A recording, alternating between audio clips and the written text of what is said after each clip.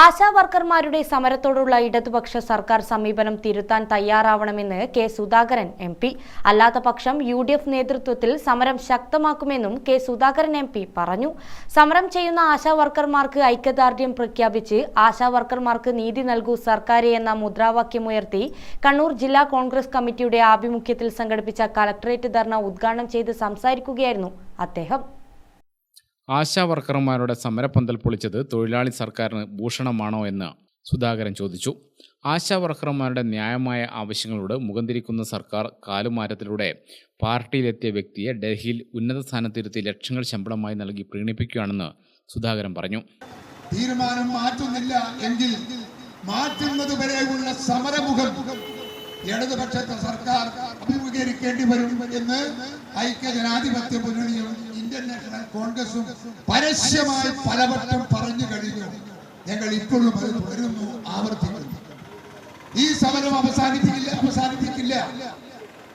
സഹോദരിമാരുടെ സമരത്തോടൊപ്പം ഒട്ടി നിന്നുകൊണ്ട് കോൺഗ്രസിന്റെ പ്രവർത്തകന്മാർ ഈ സമരം ഏറ്റെടുത്തിരിക്കുന്നു.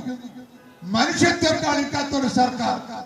ഞാൻ ചോദിക്കട്ടെ, അർദ്ധരാത്രി മഴ പെയ്യുമ്പോ ഒരു ചെറിയ പന്തലിട്ട പന്തൽ രാത്രി പോലീസുകാർ അത് കംപ്ലീറ്റ് പൊട്ടിച്ച് മാറ്റി മഴയെ തിരിക്കേണ്ട ഗതികേട് ഈ കൊച്ചു കേരളത്തിൽ ഒരു തൊഴിലാളി വർഗത്തിന് അങ്ങനെ ഒരു അവസരം ഉണ്ടാകേണ്ടി വന്നു എന്ന് പറഞ്ഞാൽ നമുക്കത് സഹിക്കോ?